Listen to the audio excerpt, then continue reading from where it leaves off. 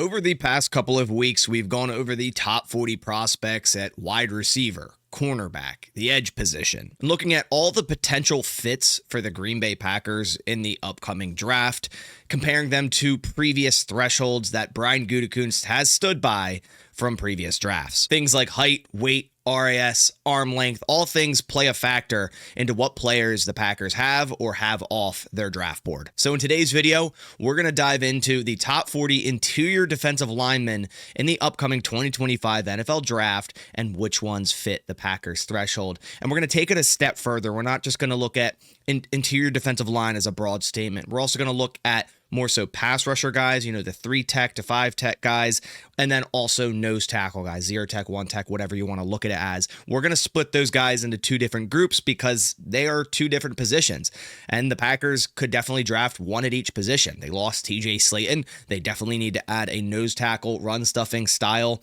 defensive lineman in this draft, in my opinion, but they also could add a very good pass rushing 3 tech style defensive lineman. Now, we already have Devontae Wyatt. We have Kenny Clark, who can play both positions. Carl Brooks is more of a pass rushing guy, but the Packers could definitely add more into that group. And honestly, I think they will if the draft board falls correctly. If this sort of thing does interest you among everything else Green Bay Packers this draft season, I'd really appreciate it if you went down and clicked that subscribe button. You'll find player breakdowns, mock drafts, also everything Green Bay Packers in terms of roster news or anything happening. You'll find it here, the quickest, right on this channel. So also click the notification bell so you won't miss any news or new videos. After defensive line, I think the last position we should really do is offensive line. And I'm thinking I'm going to split it up into 2 videos in terms of interior guys and tackles because there's just so many linemen come out of the class. I don't think it would do it justice to only have 40 players. If I conjoined tackle and interior all together, there'd still be guys later in the draft that aren't on that list. So I think I'm going to do 2 more videos, which actually lines up pretty perfectly with when the draft is. We are, about 3 weeks away. So once I'm done this series, which will be a couple days before the draft, I will release all of these Google documents. Everyone asking for the Google documents. There'll be a massive release for this where you guys can use it, take a look at it on draft night to kind of work with it with your draft boards and what players you like. Guys, before we dive into the video, I want to give a big shout out to today's video sponsor, BetterHelp. Guys, anxiety usually peaks right around springtime because spring brings change, longer days, new routines, and also shifting priorities. Many people, myself included, experience anxiety during these transitions. For example, I have a ton of spring cleaning projects to do, and it gets overwhelming at times, such as building a new deck or cleaning things around my property. Also, during spring, social media can be filled with people going on vacation or creating unrealistic tendencies. This can heighten feelings of inadequacy or fear of missing out. And that's where today's sponsor, BetterHelp, comes in. BetterHelp can connect you to a therapist who can provide you support. The majority of BetterHelp members seek support for anxiety, and 69% of members report improved anxiety symptoms just after 6 weeks of therapy on BetterHelp. It's very easy to start. Just fill out a questionnaire and you'll be matched with your own therapist in just a couple days. You can also easily switch therapists at any time with no extra cost to find your right fit. BetterHelp carefully makes sure their therapists on the platform are well qualified, and their customer support team is there to help you if you have any questions. With over 7,000 reviews and a 4.3 rating on Trustpilot, BetterHelp is a platform you can trust. Let BetterHelp help you rule your anxiety so it doesn't rule you. Click the link down in the description below or go to betterhelp.com/Basaraski to get 10% off your first month of therapy. Again, that's at betterhelp.com/Basaraski to get 10% off your first month of therapy. All thank you to BetterHelp. All right, so now back into the video. Let's first go over the Packers thresholds at interior defensive line. So bringing up the screen for you guys, you'll see the same old as the previous videos. We have name, height, and weight. We have RAS. Now I listed the tech here so we kind of have an idea if this guy was more of that 3 tech or nose tackle type when drafted, broad jump, and 40-yard time. Now, the thing for interior defensive line, at least for nose tackle, there's not many thresholds other than height and weight. The Packers don't really need athletes at that nose tackle spot, nor do they really seek out athletes at the nose tackle spot. They more so seek out the biggest guys in the class, the guys that can, be people movers, which that's what John Ford, TJ Slayton were. Now, as for the 3 tech guys, the pass rushers, they do tend to lean towards better athletes, guys that are quicker under a 5-second 40, as we see here. Carl Brooks was the one exception. I think he just fell so far in the draft. The Packers had him ranked so highly that they're like, okay, we need to go get this guy, which I agree. I loved Carl Brooks coming out. The production was off the charts, and maybe that's what also made them go, hey, just because he's not a terrific athlete by any means doesn't mean we can't draft this guy, which is kind of what I think we all want the Packers to do. We don't want them to hold their threshold so close to their chest and be like, hey, he's not a 8.0 RS. We can't draft this guy. I think they make exceptions. I think Carl Brooks is one of them. Devontae Wyatt was a terrific athlete, 9.59 RS. We also have Kingsley Keke, who is a decent athlete, 7.89. That's a name I haven't thought of in a long time. And then James Looney, the first defensive lineman Brian Gutekunst drafted, was the highest RAS on this entire list, 9.75. And like I said, for nose tackle, that 0/1 tech, John Ford, not a good athlete, 3.55. I think he was, a 7th round pick. TJ Slayton, actually a pretty decent athlete given his size, a 7.96. So the Packers defensive tackle draft thresholds are as follows. So for 3/5 tech, the pass rusher build, they like 6'3 plus, 285 pounds plus, around an 8.0 RAS or greater, a sub 5-second 40-yard dash, and greater than a 9-foot broad jump. As we see here, Carl Brooks, again, kind of that outlier, less than a 9-foot broad jump, but Devontae Wyatt, Kingsley Keke, and James Looney all above a 9-foot broad jump. And Carl Brooks, same thing, greater than a 5-second 40. He was slower than everyone else, where Devontae Wyatt, sub 5-second, Keke, sub 5-second, and James Looney, sub 5-second. So again, Carl Brooks, more of that outlier there. And again, there's not too much data to work on here. Brian Gutekunst has only drafted this many defensive linemen since becoming GM. But with what we have to work with, there is a decent theme here, and that's what I have for 3 to 5 tech. As for 0 tech, 1 tech, nose tackle, whatever you want to call it, it's really just height and weight that I've seen. Again, there's only 2 players we can go off of here, and they're vastly different in terms of athletic profile. So it's kind of like, okay, are they going for athletes at nose tackle or are they not? I think they're mainly just looking for guys that can be people movers. And we also have to understand that they drafted both of these in a 3-4 defense. Now it's a little bit different, right? If we're talking 0 tech versus 1 tech, all of that, in terms of alignment and the front that you're in. But overall, you're looking for a guy that can move people, plug gaps, stop the run. And that was the point of drafting TJ Slayton and John Ford. So in that regard, they're going to want big fellas down on the defensive line. So I have 6'4 or greater, 330 pounds or greater. Both of these guys were 330 plus pounds, and there's not that many coming out of this draft class. So yeah, if a guy's like 320, maybe even 315, maybe the Packers still consider him, considering now they're in a 4-3. They can kind of go lighter at that position. It's definitely a thought. All right, so now let's dive into the first list. Again, this is going to be 3 to 5 tech. We're going to start with that. Then we're going to move over to the nose tackle. So again, we have name, school, age, height and weight, RAS, broad jump, 40-yard time, if they're a Packers threshold fit, their projected round, and if they met with Green Bay. So first, we're going to go over the players that are just off this list. We're going to start with that. Omar Norman Lott out of Tennessee, a very undersized defensive lineman, 6'2", 291 pounds, and not a great athlete at that. Now, he does meet the broad jump requirement, but that's literally it. Right? His 40-yard time slower than 5 seconds. RAS is low. He's not 6'3", he's 6'2", he's shorter, so he's a no. We have Ioannis Peebles from Virginia Tech, also a very undersized defensive lineman, 6 foot, 282, an okay athlete. He fits the 40-yard time in the broad jump, but because he's so small, I removed him off the Packers list. J.J. Peaks from Ole Miss. Now, he's a guy that can play, multiple positions, and a lot of these guys can. Some of these guys can play your 3 tech. They can play 0 through 5 tech. Some of these guys can.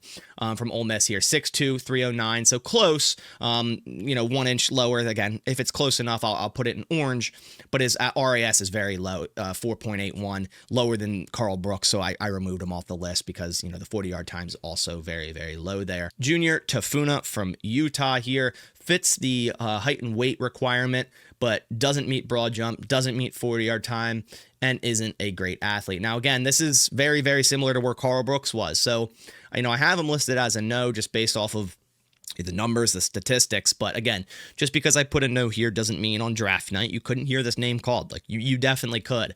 Again, we're just going by the statistics and the trends, and that puts Tafuna as a no. Then we have Tim Smith from Alabama, meets height and weight, but very poor athlete. Not a great broad jump and slow, so I have a no. Howard Cross from Notre Dame, smaller defensive lineman, 6'1", 285, not a great athlete, not a great broad jump. He's a no.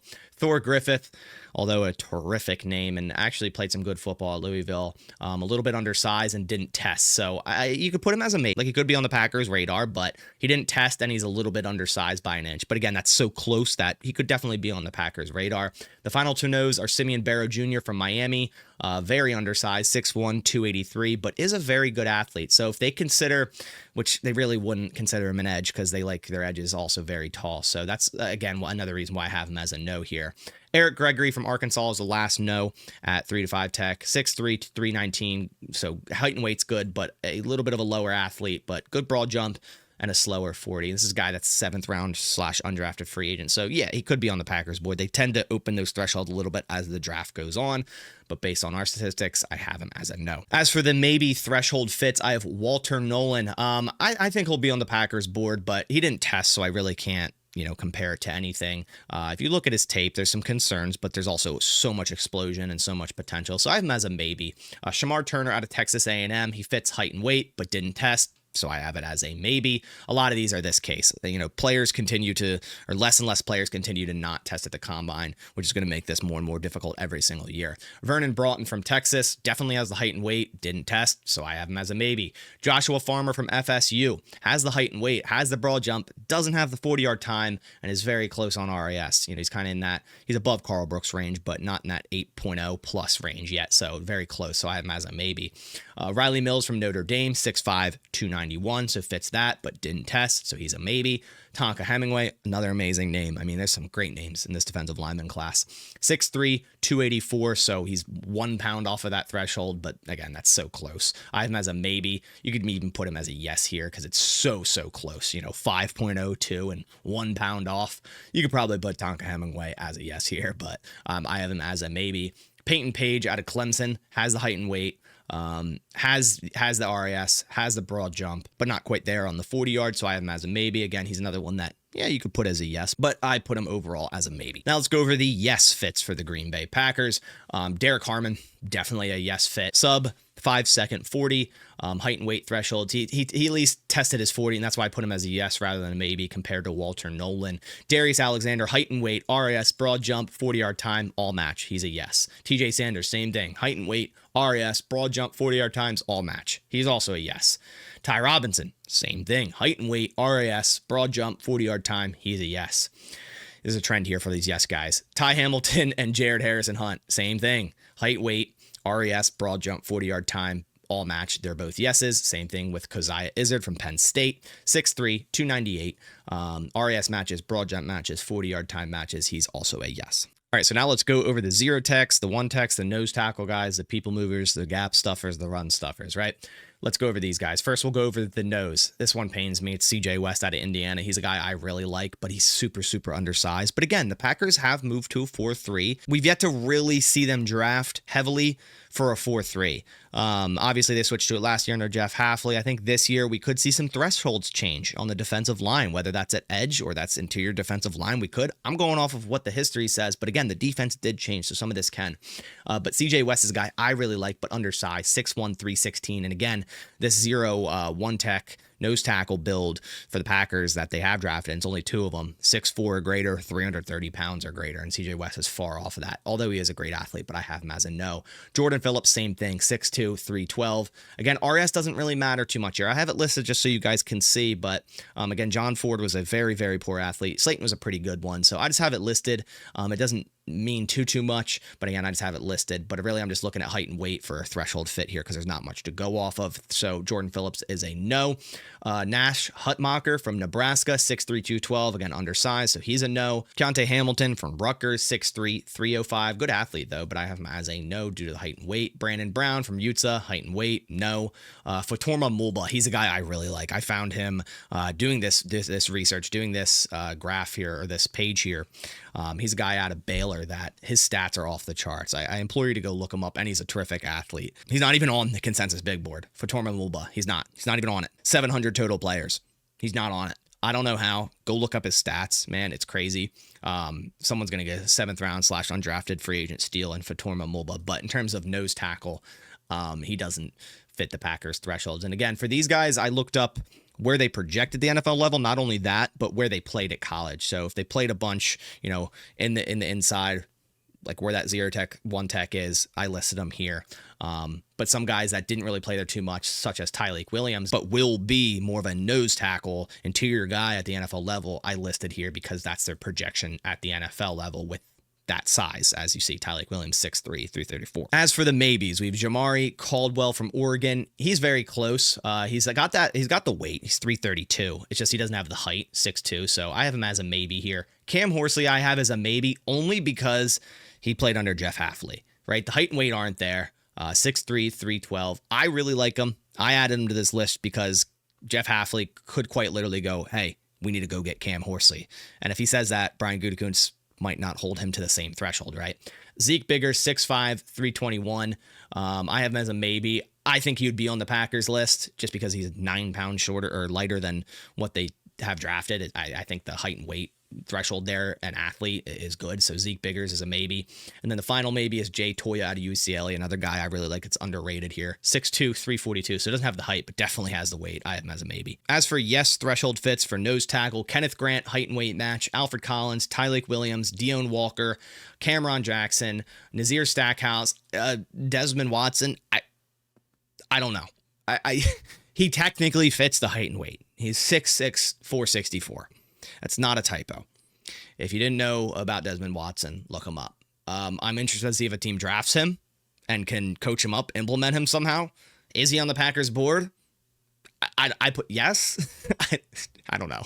Yaya Black, 6'6", 336, so he's a yes. All right, so now let's go over the 100% fits and the maybe fits at 3 tech and 5 tech. As you see here, we added some more stat categories. We have sacks, pressure, stops, pass rush win rate, run stop win rate, and missed tackle percentage. And we'll start with some of the highest numbers on the 100% fits. Derek Harmon had 49 pressures, easily the most on this entire video. I mean, this guy knew how to get after the quarterback, and an absurd 17.6 pass rush win rate. Some of the other guys that got a lot of pressures for the 100% fits at 3 tech, Darius Alexander, TJ Sanders, Ty Robinson, Jared Harrison Hunt. Some guys that got, 5+ sacks, TJ Sanders, Ty Robinson, Jared Harrison Hunt. Some guys with good pass rush win rates, Darius Alexander, TJ Sanders, Ty Robinson, Jared Harrison Hunt. Some 3 techs with good run stop rates. It's important too to be able to stop the run, not only be a pass rusher. TJ Sanders had an 8.8, Ty Robinson 8.1, and Ty Hamilton the highest here on this list at 11.2%. Some of the lower missed tackle percentages, Ty Hamilton only missed 4.5% of his tackles, and Keziah Izzard didn't miss any. He only played in 262 snaps. So when you actually see Izzard's stats here, they're all red, but he didn't play in that many snaps, and he's probably an undrafted guy anyways, but he had a sack, 4 pressures, 10 stops, very low pass rush win rate, decent run stop rate. Some of the lower numbers, Derek Harmon had 49 pressures, but only converted that into 4 sacks. Darius Alexander had 33 pressures, only converted that into 3 sacks. Run stop rates, these aren't bad by any means. Over 7% for a guy that's a pass rusher is pretty good. Derek Harmon, 7.1. Darius Alexander, 7.9. Now, where Derek Harmon does struggle, he did have a 27% missed tackle percentage. That just sounds like Kenny Clark. Like, honestly, this guy just sounds like Kenny Clark. Darius Alexander had 11.8. TJ Sanders, 10%, Ty Robinson, 18.4%, and Jared Harrison Hunt, 13.5%. The lowest run stop rate on here for these guys is Jared Harrison Hunt at 5.5%, and the lowest pass rush win rate is Ty Hamilton at 4.5%. As for the maybe fits on 3 tech, Walter Nolan's by far the standout here. 6 sacks, 30 pressures, 32 stops, very low missed tackle percentage at 4.3, great run stop rate, 11.9, great pass rush win rate at 10.9. There's no denying Walter Nolan when you look at his stats, when you look at, the tape, what he did on the field. You do worry about his pad level. You do worry about, him transitioning to the NFL level and going against quality NFL offensive linemen. If his pad level's too high like it was on tape, I mean, he's going to get absolutely moved out there. So I'm hoping that's cleaned up. But if it is, Walter Nolan at 21 years old, his best football's ahead of him. And if he lands with a very good defensive line coach, this guy's going to be very, very good. I'm not that high on just for the pad level reason, but if that does get cleaned up and he gets with the right coach and the right scheme, this guy can be really, really good. As for some other high pressures here, we have Riley Mills with 34 pressures, 8 sacks. Farmer also had 6 sacks. In terms of stops, Riley Mills also one of the highest here at 21 stops. Now, Riley Mills did tear his ACL in the college football playoffs, so that's something to monitor. He'll probably drop in the draft a little bit for that. When will he be ready? He had a phenomenal season, but it's like, hey, when will he be ready? He also had a very low missed tackle rate at 3.4%, the lowest on the maybe fits here. Some of the bad here, Shamar Turner only had 2 sacks. Peyton Page only had 1. Vernon Broughton 3 sacks. Tonka Hemingway 4 sacks. In terms of pass rush win rate, Vernon Broughton had a very high 13%. Riley Mills 14.3%. Some of the lower ones is Shamar Turner 6.2%. Peyton Page 7.3%. In terms of run stop win rate, again, Walter Nolan by far the highest on here. But Shamar Turner, Vernon Broughton also a decent one, but the rest of the guys very low run stop win rates. Joshua Farmer, Riley Mills, Tonka Hemingway, Peyton Page. Some of the highest missed tackle percentages, which there again some high ones here. Shamar Turner at 23.3%, Vernon Broughton at 16%, Joshua Farmer at 15.2%. Tonka Hemingway, 25%. Derek Harmon had 27%, if you remember that. But Tonka Hemingway, 25%. Peyton Page at 21.6%. All right, so now let's go over the 100% fits at nose tackle. We have the same thing. We have sacks, pressures, stops, pass rush win rate, run stop win rate, miss percentage. So Kenneth Grant has all of it. He has all of it. And he by far is my favorite defensive tackle that's realistic for the Green Bay Packers in this draft. I mean, he plugs right in to the middle of the defensive line, but you can move him at any spot. I mean, this guy on passing downs could move to 3 tech, could move to 5 tech. Like, you could literally put him anywhere and just watch him play. Just go watch him play. 6'4", 331 pounds. He had 3 sacks, 27 pressures, 22 stops, a good pass rush win rate, 9.4%, a good run stop rate at 7.9%, and a low missed tackle percentage at 5.9%. Alfred Collins, more of this run stopping build here, only had 1 sack, 15 pressures, 21 stops, decent pass rush run rate, good run stop rate, and really didn't miss any tackles, 1.9%. He's probably one of the better run defenders in this entire class. Some other nose tackles that got after the quarterback, Tyleik Williams had 3 sacks. Deion Walker had 4 sacks with 22 pressures, also 20 stops. Deion Walker's an interesting one because, 6'7", 331 pounds, 21 years old. What certain defenses could do with this guy is intriguing. Good pass rush win rate, run stop rate's not that bad. Not a terrible missed tackle percentage of 10.3, not the best there. As for some other nose tackles that didn't have too much pass rush production, Nazir Stackhouse, 0 sacks, Desmond Watson, 0 sacks, Yaya Black, 1 sack, each of which, all 10 or less pressures there. Some of the lower pass rush win rates are those 3 guys as well, all lower than 4%. Some of the better run stop rates, though, Yaya Black had a 10% here, Cameron Jackson, 9.3%, and Kenneth Grant, Alfred Collins, and Tyleik Williams all above a 7%.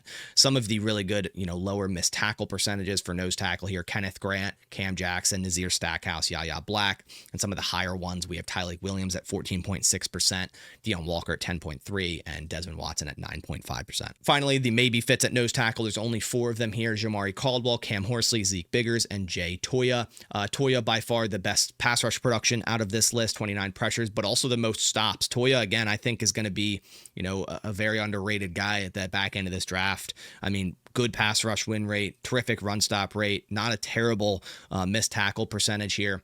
Caldwell had 20 pressures, 1 sack, 19 stops, good pass rush win rate, good run stop rate, but did miss a few tackles, 16.7% of them. Cam Horsley, I really like. He did really well against the run, a lot of stops in the backfield, 31 of them there. Good pass rush win rate and a very, very high run stop win rate. I think it's the highest of today. Yes, it is the highest of today. And a decently low missed tackle percentage at 8.7. Zeke Biggers, a lot of red here. No sacks, only 3 pressures. I believe he also played fullback for the Georgia Tech offense, which is crazy at 6'5", 321. 9 stops, pass rush win rate, probably one of the lowest on the day, 2.8%, run stop rate 4.6%, and missed a ton of tackles, 26.9%. Again, it's only in 376 snaps. I think he played offense too, like I said, but he's an intriguing one in terms of a potential fit. All right, so to wrap this thing up, let's go over yes/maybe fits at 3 tech/5 tech that are great pass rushers, which mean 30 plus pressures, 4 plus sacks, and a 10% plus pass rush win rate are as follows: Derek Harmon, TJ Sanders, Ty Robinson, Walter Nolan, Jared Harrison Hunt, Riley Mills. Yes/maybe fits at 3 tech that are great run stuffers, which means 20 plus stops and a 7% plus run stop win rate: Derek Harmon, Darius Alexander, Walter Nolan, TJ Sanders, Ty Robinson, Ty Hamilton. Now we'll do the same for nose tackle. But in terms of pass rushers, we're going to go with 20 pressures, 3 sacks, and a 7% pass rush win rate. Because again, these guys are more your run stuffers, so we're going to lower those stat thresholds there. It's Kenneth Grant, Deion Walker, Jay Toya. slash maybe fits at nose tackle that are great run stuffers, 20 plus stops, 7+% run stop win rate. Kenneth Grant, Alfred Collins, Cam Jackson, Cam Horsley, and Yaya Black. Then finally, to tie it all together, yes slash maybe fits at 3 tech that can stop the run and can rush the passer. There's 4. Derek Harmon, TJ Sanders, Walter Nolan, Ty Robinson. Yes slash maybe fits at nose tackle that can stop the run and rush the passer. There's 1. It's Kenneth Grant. As I mentioned, Kenneth Grant can do it all, and I think he's fully on the Packers board and highly on the Packers board in that first round. If he's available at 23, I do think the Packers go Kenneth Grant. But those are the 5 guys I have in terms of, 3 tech, 5 tech. Now, nose tackle, if they want to get one later in the draft, that simply is just good at stopping the run. You got Cam Jackson, Cam Horsley, Yaya Black, even Alfred Collins in the 2nd to 3rd round. They could do that. And there are other guys that are just people movers for sure. But if they want guys that can do both, and they want a 3 tech, 5 tech guy that can get after the quarterback and stop the run, there's your list of 4. And then Kenneth Grant for nose tackle. So that does it for interior defensive line threshold fits for the Green Bay Packers and who they potentially will draft for this upcoming draft. Very excited to finally get to this draft, man. Very excited to see this thing and how it goes. Really appreciate you guys coming by to the video. This took a while to compile, so if you could please leave a like down below, it supports the channel a ton. But I'll catch you on the next one. Thanks for watching, and as always, go Pack Go.